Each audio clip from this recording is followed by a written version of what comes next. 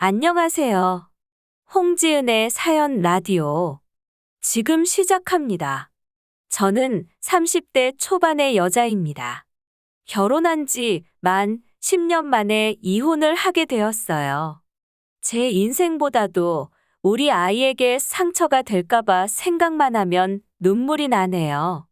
남편과 저는 학교 친구의 소개로 만나게 되었어요. 대학생이었던 저희는 불장난 같은 뜨거운 열애 중 의도치 않은 임신으로 갑작스럽게 결혼을 하게 되었습니다. 무속인이어서 그랬던 건지 그냥 보수적인 조선 할머니 스타일인 건지 시어머니는 상당히 보수적이며 남아선호 사상에 젖어 계신 분이었습니다. 다행히 졸업반이었던 저는 취업 대신 태교와 육아로 마음을 먹고 있었으나 올 때도 예정에 없었지만 떠날 때도 예정에 없이 갑작스럽게 뱃속에 아이를 떠나보냈습니다.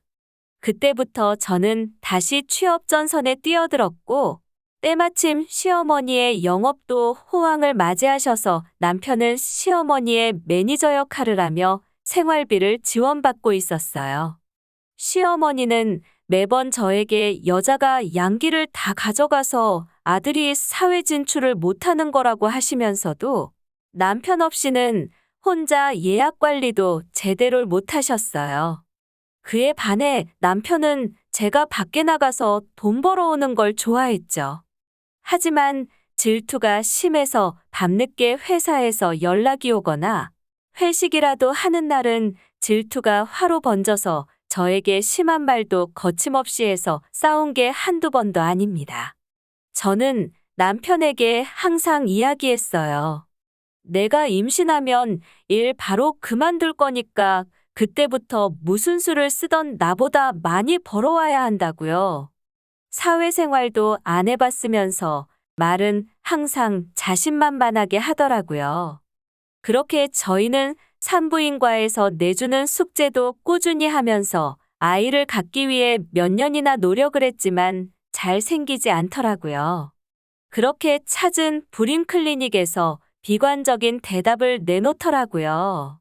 남편이 정자수가 많이 적고 활동량도 거의 없다고요.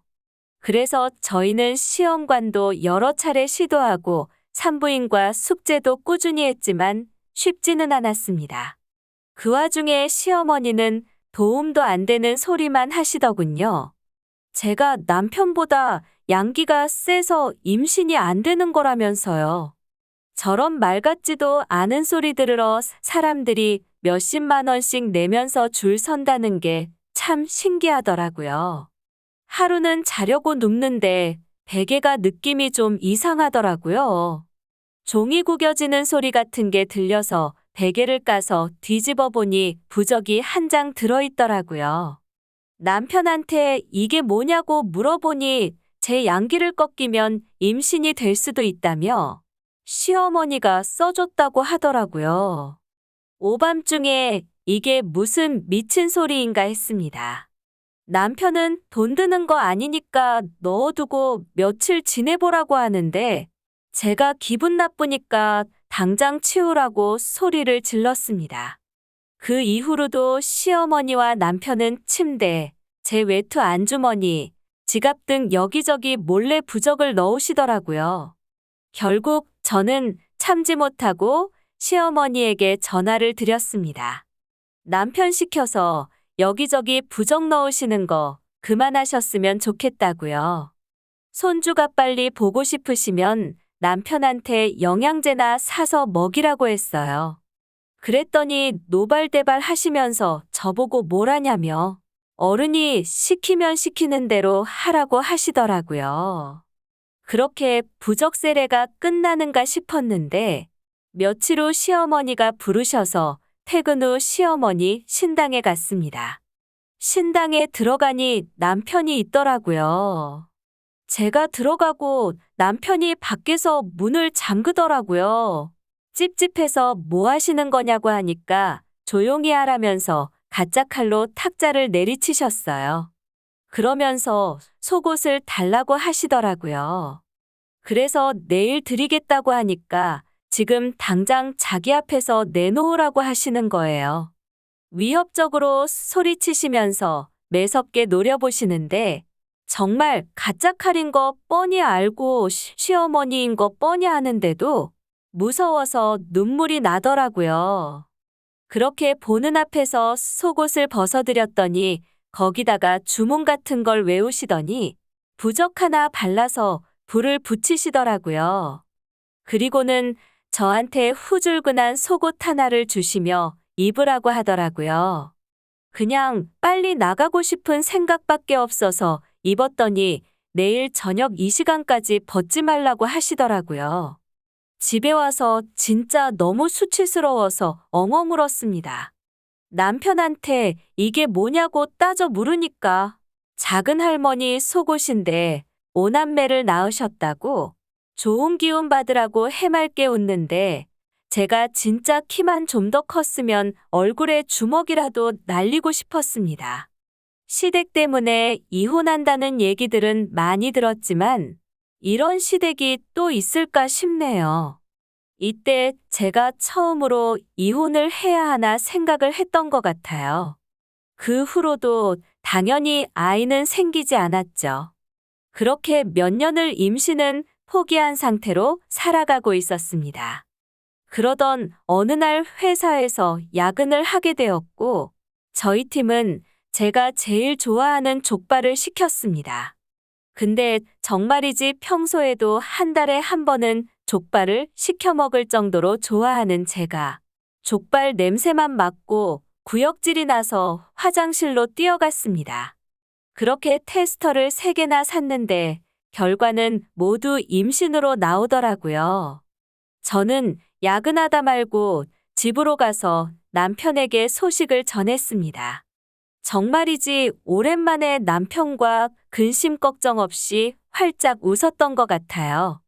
그 와중에도 시어머니는 저보고 상상임신 아니냐며 자기는 제 임신을 못 봤다고 하시더라고요.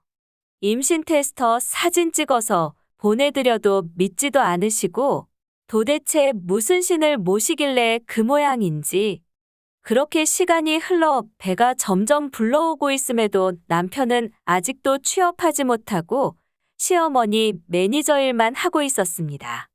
그러면서도 남편은 회사 그만두라는 얘기만 하고 일단은 저도 태교에 힘써야겠다 싶어서 회사를 휴직했습니다. 근데 혹시 몰라서 남편한테는 그만뒀다고 얘기했고요. 벌어둔 돈이 좀 있긴 했지만 남편이 생활비라고 주는 돈으로 생활하기에는 턱없이 부족했습니다. 언제 취직할 거냐고 물어보면 어머니 조금만 더 도와드리고 자리 잡으시면 바로 취업하겠다고 하더라고요. 시어머니한테도 저 회사 그만뒀으니까 이제 남편 취업하게 놓아주라고 말씀드려도 횡설수설하시면서 딱히 놓아줄 것 같지는 않아 보이더라고요. 그렇게 시간이 흘러 저희는 이쁜 공주님을 얻게 되었어요. 시어머니의 미친 짓은 그때부터였습니다. 조리원에 누워있는 저와 아기를 보며 아이에게 다른 피의 기운이 느껴진다고 우리 집 피가 아닌 것 같다는 소리를 늘어놓으시더라고요. 남편이 그게 무슨 소리냐고 하니까 제가 남편보다 기가 세서 남편 씨가 제 몸에 정착할 수 없다고 하시더라고요. 그렇게 몇 날 며칠을 그 개소리를 하시면서 저보고 어디서 누구 애를 배운 거냐며 남편한테도 다리 함부로 벌려서 결혼해놓고 결혼해서도 그 버릇을 못 고친 거냐며 저한테 궤변을 늘어놓으시더라고요. 저는 대수롭지 않게 분기별로 돌아오는 개소리 정도로 생각하고 넘기려고 하는데 남편이라는 작자가 아이 얼굴을 보면서 가만 보니 자기 얼굴이랑 안 닮았다는 소리라더라고요. 그러면서 저보고 솔직히 말하라고 자기도 그래야 마음에 준비하고 남이 자식 키울 거 아니냐면서 미친 모자가 쌍으로 저를 몰아가는데 듣다 화가 나서 친자 확인 할 거냐고 물어봤습니다. 대신 어떤 결과가 나오던지 이혼하겠다고 했습니다. 그 와중에 남편은 시어머니한테 세뇌를 당한 건지 저보고 괜히 자신 없으니까 센 척한다고 이혼 얘기 꺼내는 거 다 안다고 그러더라고요. 정말이지 10년을 봤는데 이제 와서 저를 어디 가서 함부로 다리 벌리는 그런 여자로 취급한다는 사실에 치가 떨리더라고요.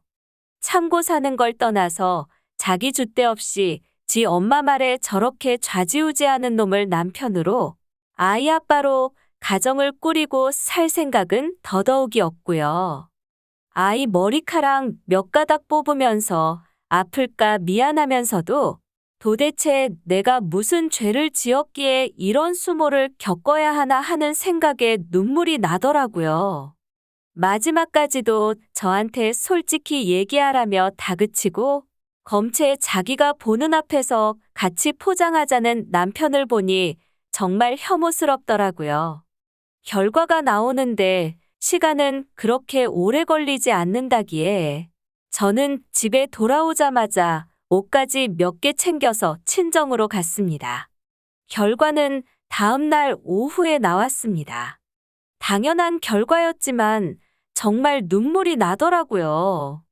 남편에게서 전화가 계속 오는데 하나도 받지 않았습니다. 그리고는 카톡으로 자기가 뭐에 씌었다는 둥, 미안하다, 용서해달라며 구질구질하게 매달리더라고요. 하지만 사람 쉽게 안 변한다고 연애부터 결혼 생활까지 10년 더 되는 기간 동안 안 변한 사람이 무슨 수로 변하겠나 싶더라고요. 그렇게 이혼을 위해 변호사를 선임했는데 이런 경우에는 정신과 진료받은 기록이 있으면 위자료 더 뜯을 수 있다고 하더라고요. 제가 할 수 있는 모든 걸 동원해서 고통 주려고요. 홍지은의 사연 라디오. 오늘 준비한 이야기 여기까지입니다. 재밌게 들으셨다면 구독과 좋아요 부탁드립니다.